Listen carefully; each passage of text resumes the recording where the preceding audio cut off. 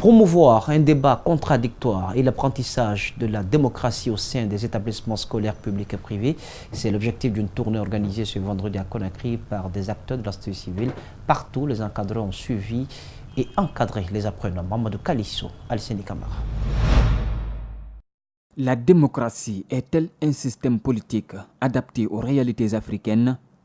Cette question a fait l'objet d'un débat contradictoire entre deux groupes d'élèves. L'échange s'est déroulé dans une école secondaire située dans la commune de Matam.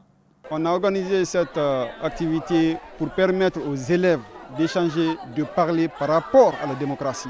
Quelle est l'importance de la démocratie au sein de nos différents États africains? C'est pour permettre aux élèves d'avoir des échanges contradictoires afin d'être émancipés pour le bien-être de leur avenir.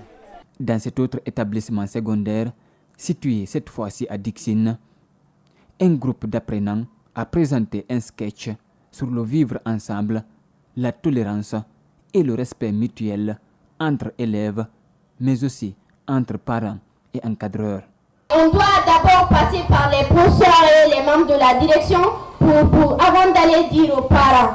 Et la Guinée est une famille au fait. Il faut qu'il y ait la paix entre nous, qu'il soit entre interethnies ou entre camarades. Merci. Partout, des encadreurs se sont impliqués pour la réussite de l'événement. L'un d'eux apprécie. Le premier objectif, c'est apprendre aux enfants à discuter ensemble, à faire un débat contradictoire sans animosité et écouter l'autre afin que vous puissiez argumenter aussi pour arriver à lui convaincre. Si on initie les enfants à l'école, comment faire le débat, je crois que ce n'est qu'une chose salutaire et on ne peut que féliciter les organisateurs de ce débat contradictoire entre les enfants. Ce vendredi constitue la première étape d'une tournée qui va conduire ces activistes de la société civile dans 40 écoles publiques et privées de la capitale. Limogé il y a quelques semaines pour insuffisance de résultats après la défaite de son club contre le Wakria AC, le désormais ancien entraîneur du club éléphant de Koléa, le Tunisien Mohamed Mestiri, a perçu ses arriérés qui s'élevaient à $3 000 plus son billet d'avion retour pour la Tunisie. Mais avant de rentrer en Tunisie, il a laissé son appartement à sac, détruisant tout son contenu. Le président du club, Alpha Ndaye Diallo, a décidé de le poursuivre en justice. Explication, Paul Fatia Tunkara, Abdoulaye Kamara. Fauteuil déchiqueté, écran plat et armoire cassée, congélateur et climatiseur détruits, matelas déchiré, ces images n'ont rien d'une scène de cambriolage. Au soir de son retour pour la Tunisie, Mohamed Mestiri, ancien entraîneur du club éléphant de Koléa, a mis son appartement à sac avant de s'envoler pour la Tunisie. Le président du club revient sur les faits. Quand il a quitté à 22h pour aller le jeudi à l'aéroport, il a fermé la maison, il a remis la clé au Virgile, il a cassé le bout de la clé. Après, Virgile et mon jeune frère sont venus ouvrir la porte avec la clé cassée. Ils ont trouvé qu'il a fait des dégâts, il a cassé des serres, il a pris le couteau, il a déchiré les serres, vous avez vu ce qu'il a fait.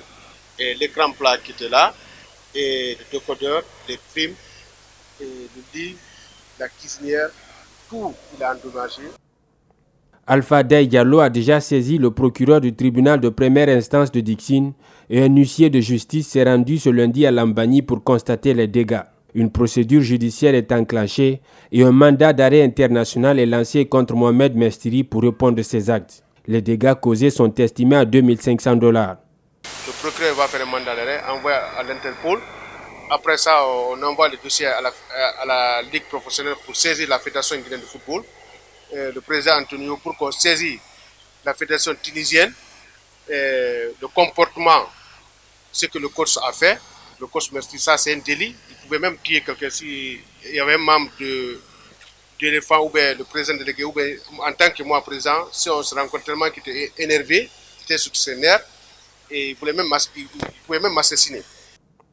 Ceci devrait être un combat de tous les dirigeants de clubs de Guinée pour prévenir tout comportement belliqueux des entraîneurs étrangers.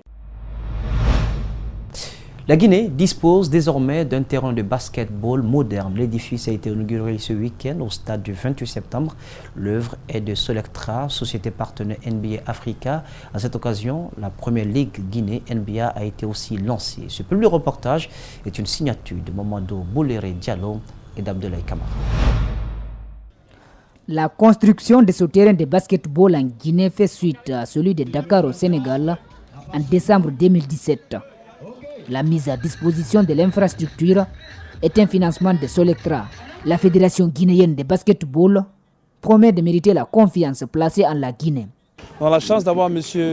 Amadou Fall et M. Samba Bachili qui sont des grands Africains, c'est-à-dire qui se battent inlassablement pour développer le continent par sa jeunesse. Donc la Guinée en profite aujourd'hui, c'est vrai, on a fait un gros travail à la base. C'est 1000 merci à la NBA Africa, 1000 merci à Solectra et tout en espérant avoir d'autres équipements. L'objectif de la NBA Africa est de rendre plus accessible cette discipline sportive à travers le continent. Le vice-président de cette instance loue la qualité des basketteurs guinéens. Et ici en Guinée, vous avez déjà des héros que ces jeunes connaissent. Amidou Diallo qui a gagné le concours de dunk au All-Star Weekend à Charlotte et Mamadou Diakité qui vient de remporter le championnat NCAA avec l'Université de Virginie. Alors la Guinée, je crois, mérite un édifice pareil. Le basketball africain a besoin d'un financement et Solectra en fait l'un de ses projets de société privilégiés. En termes d'infrastructure, avec 4 cailloux, les gens peuvent jouer au foot. Mais le basket a besoin d'infrastructures. Donc il faut un investissement dans le domaine des infrastructures pour que beaucoup plus de jeunes puissent participer. Le ministre des Sports reconnaît l'insuffisance des infrastructures sportives en Guinée. Il annonce la construction de plusieurs terrains de basketball et autres disciplines sportives à travers les 33 préfectures de la Guinée et la zone spéciale de Conakry.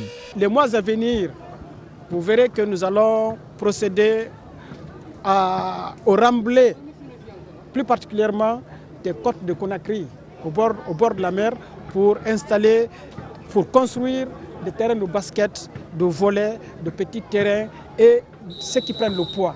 Pour faire évoluer ce sport en Guinée, la Fédération guinéenne de basketball compte suivre le modèle de la NBA américaine.